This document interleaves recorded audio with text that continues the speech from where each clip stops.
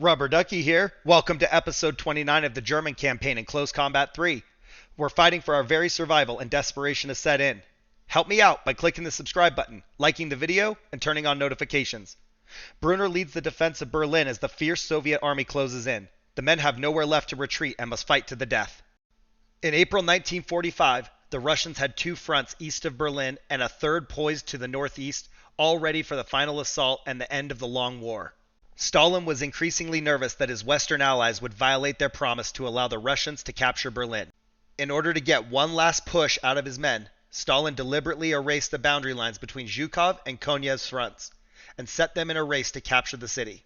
Zhukov's troops initially fared poorly, and he was forced to use his exploitation reserves to crack the German defensive lines. Konyev's troops did better initially, but soon bogged down in the rubble that was all that was left of Berlin.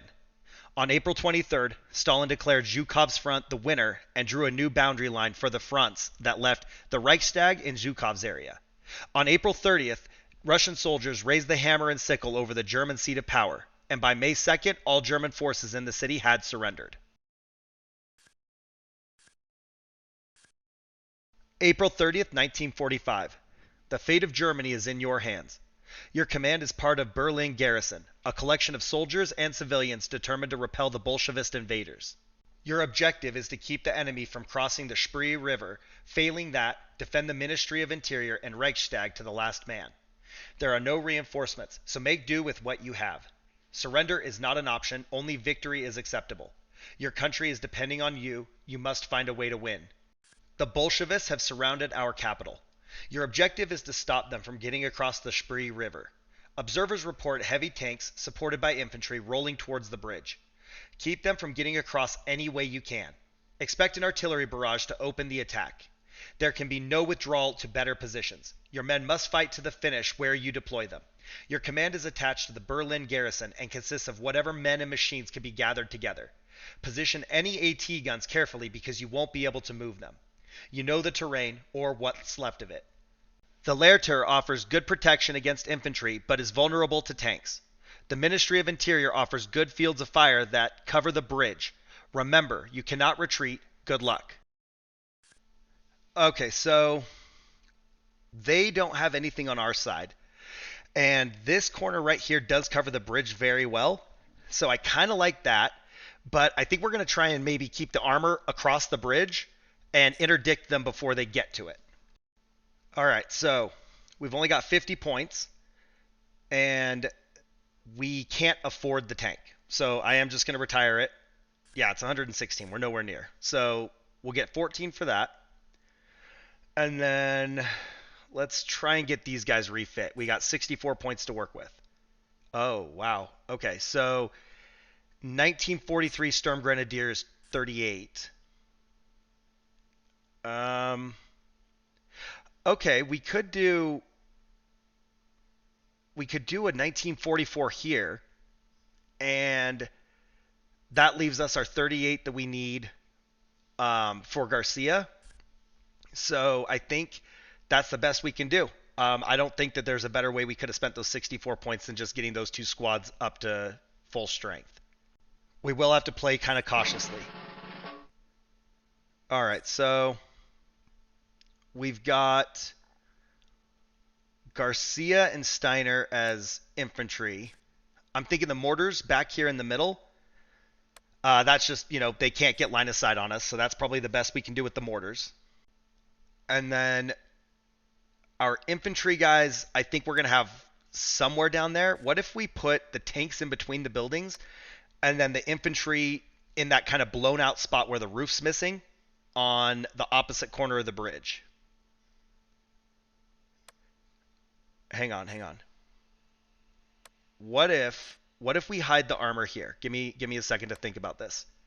If we put 3 tanks in that one road, like they all have one line of sight, but like it's all kind of obscured, right? So if we put the tanks here and we allow them to like advance up to the bridge, then we got all of our tanks ready to shoot them in the rear or whatever before they actually come across. Whereas they won't have any field of fire or anywhere to maneuver if needed if they're down between the buildings. I still like the infantry here, though, so we're going to put Garcia and Steiner right here inside this corner.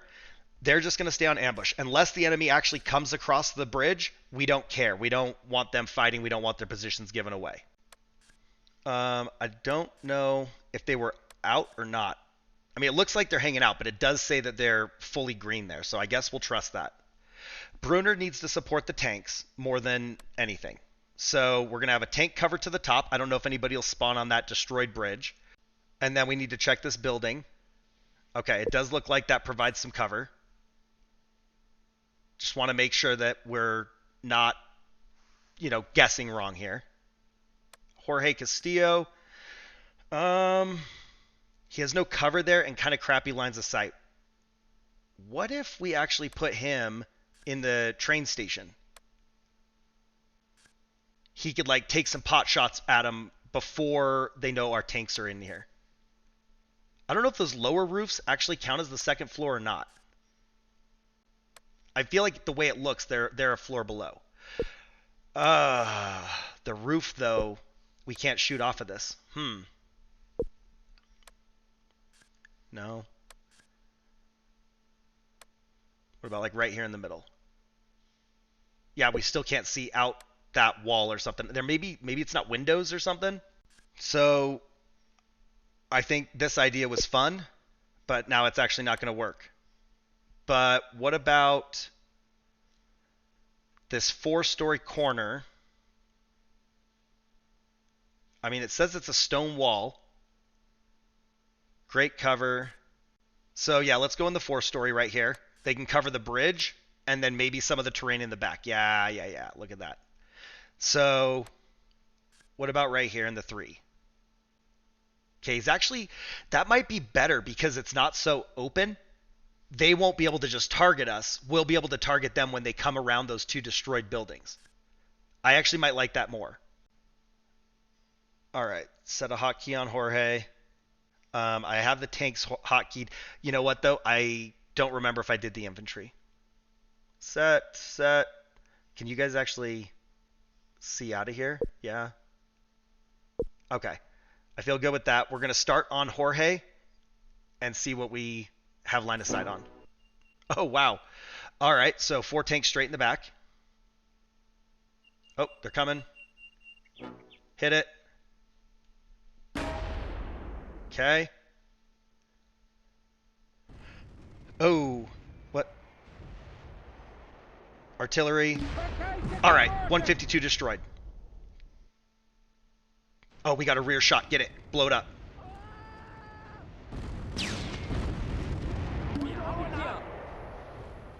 We lost line of sight. Uh-oh. 1 dead.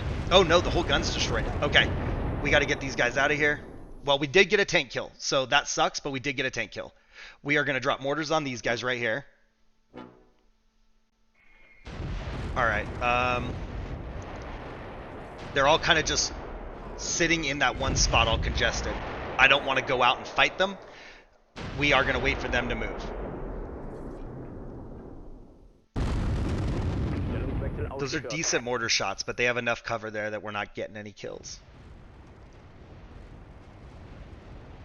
Now it's kind of just a waiting game on these tanks. See what they do. Let's get Graf von Bonhoff pointing down just in case they do come around the bottom side. We want to have them ready.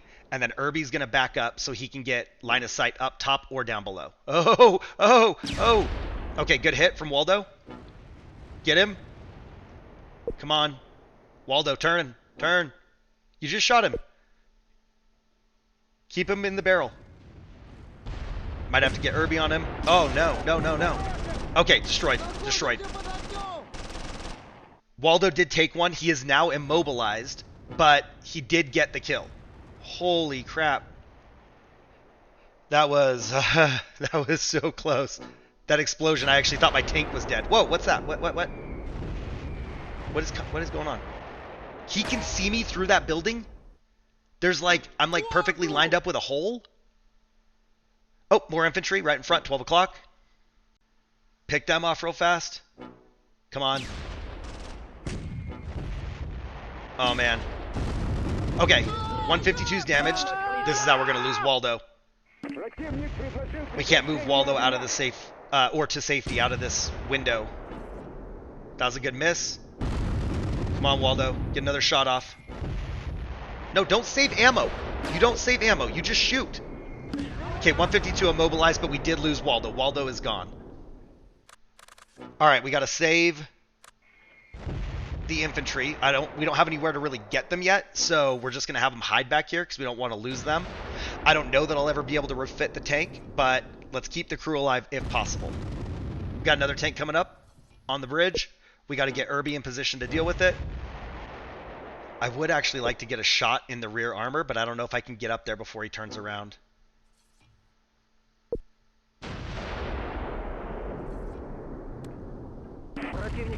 Smoke this just in case. I think our tank will give us enough cover, but you never know. Like, let's just be cautious.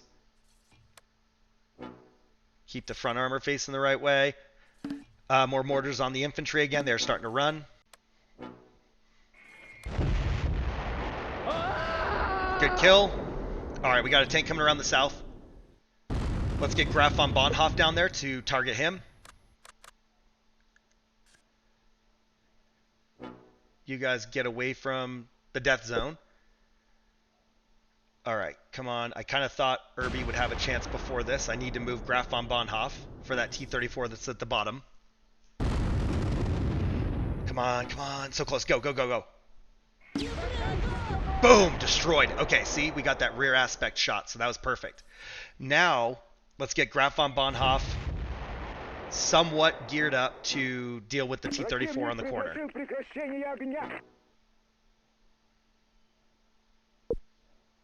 Oh, man. Come on. Full speed ahead. We need him to turn around. This is painful. I could have told him move fast. I actually thought maybe if we could just get him down there and get a shot off, it wouldn't matter which way we're facing because the other tank was facing away from us. But let's just do it right and not be risking it. Let's get him turned around the right way, then drive forward.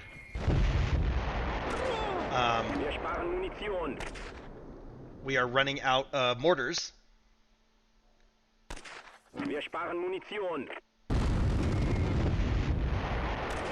Those are decent hits.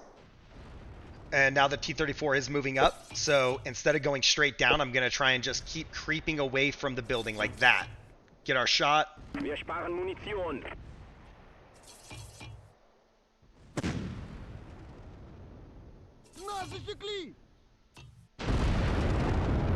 on. Hit. T-34 is immobilized.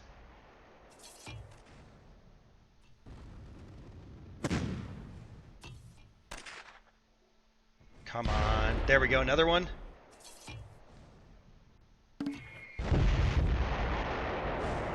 Nobody's really getting close to us. Graf von Bonhoff, what are you doing, man? Okay. T-34 destroyed. Perfect.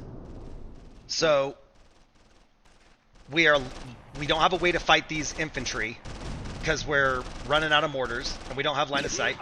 So I think it's going to be time to take the ceasefire. Oh, I pushed the wrong button. Nope, back out of that. Take the ceasefire.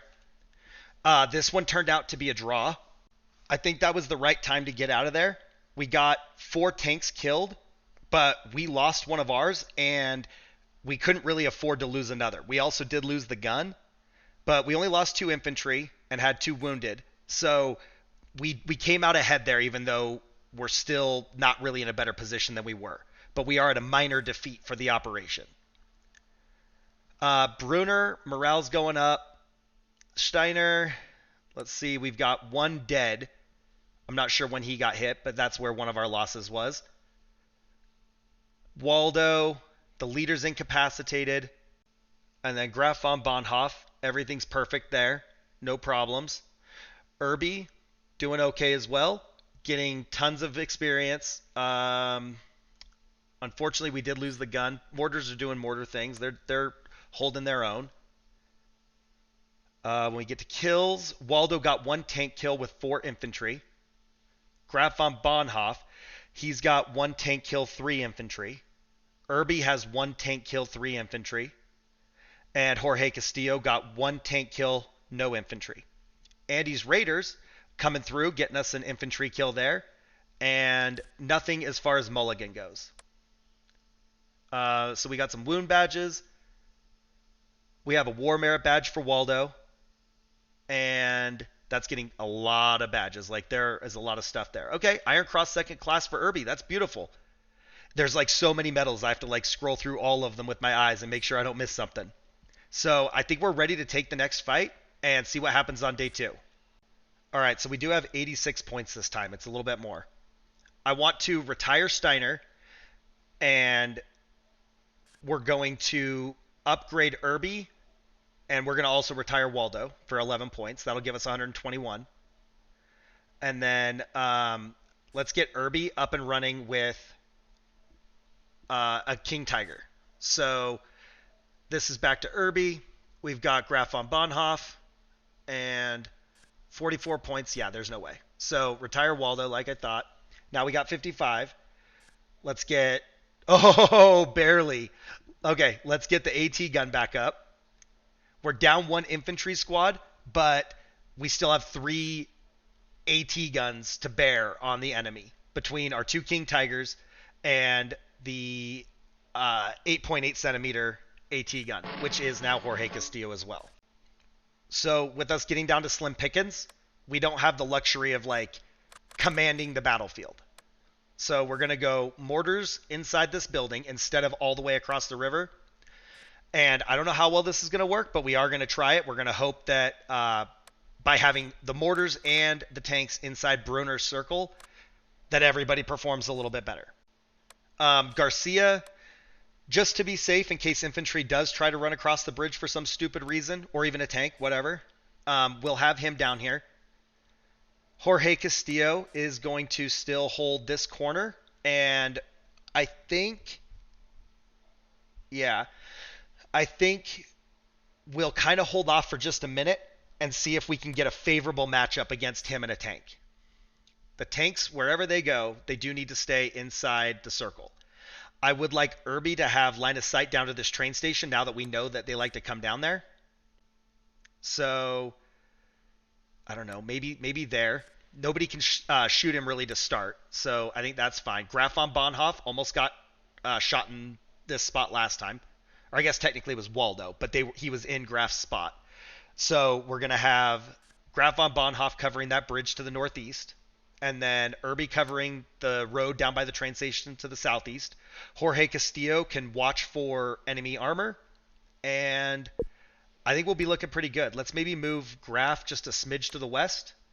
There we go. See, that destroyed tank hull was kind of blocking his view. So they are all bunched in that same corner again. 5 tanks this time. They have a Sherman.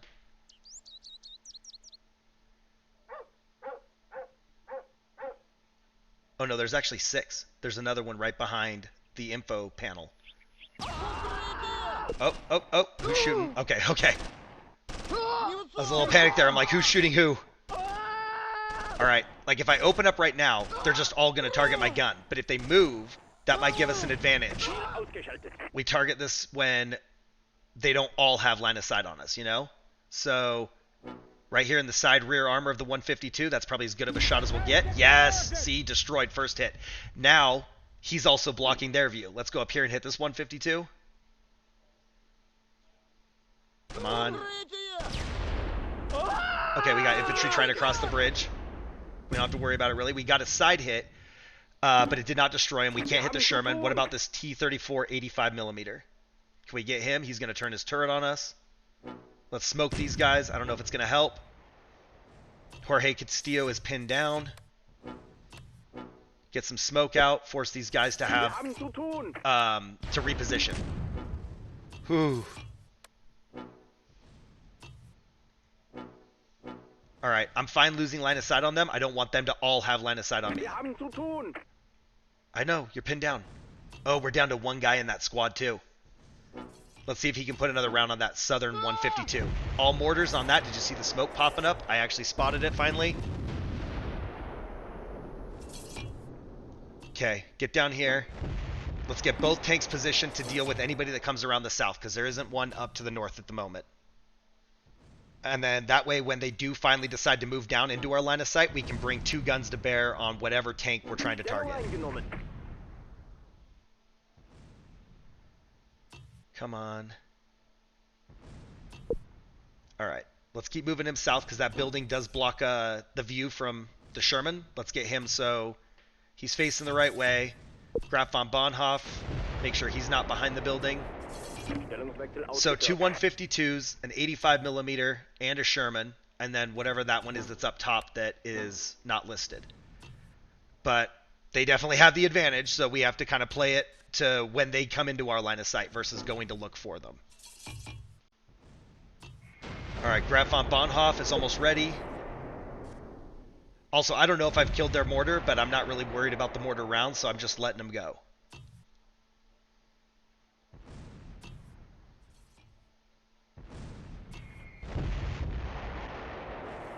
Kinda sounds like they're still sending them themselves, but that's fine. Okay, we just took a round or something. Zoom in. Nope, one too many, one too many. Graf von Bonhoff. No. I don't know who shot or who was shooting.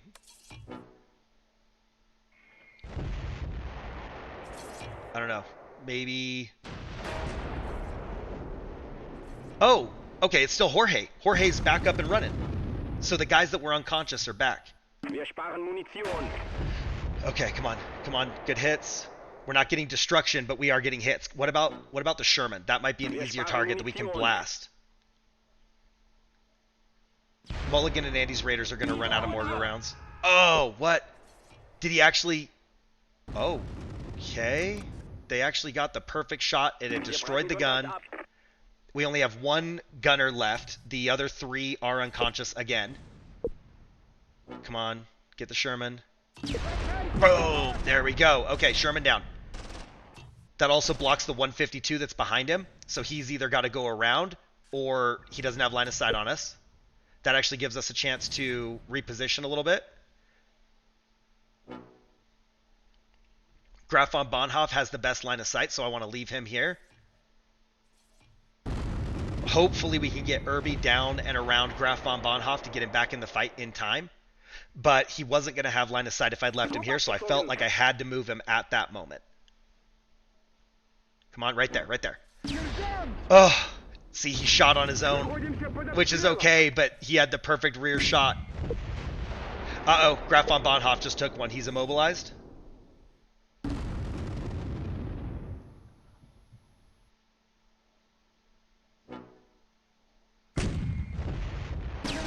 Okay, Graf took another one. Irby is firing. J152 is burning. Beautiful. We got both of them down. Now we've got that T-34. So that was actually perfect. That worked out great. Another 152. Right in the rear. Right in the rear. Both you guys hit him. We got a hit there. Irby is immobilized. We lost both of our tanks. They're both immobilized. Their T-34 is immobilized. And that 152 is destroyed. Okay. That's actually not bad. So we can't move our tanks to go kill that T-34. But the T-34 is also immobilized, so it's not coming to us. Now's the time to take the ceasefire. But I think before we do that... Oh, we actually got it. We had line of sight on it still. T-34 is burning. Okay, never mind. So I was just going to say, like, we take the ceasefire. But now, instead, we're going to move the infantry up and across the bridge. And we're going to try and take at least this flag up here. Get a little bit favorable position for the next fight.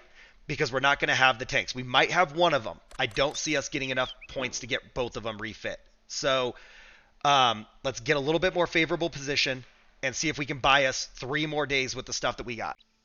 All right, we haven't gotten shot, so let's hope that we can just keep moving. We'll go still behind the building, though, and avoid anybody that might be hiding to the east. But I'm surprised nobody opened up on us as we went across the bridge. Also, Brunner's about to capture that flag. He's just a couple feet away. All right, he's got it.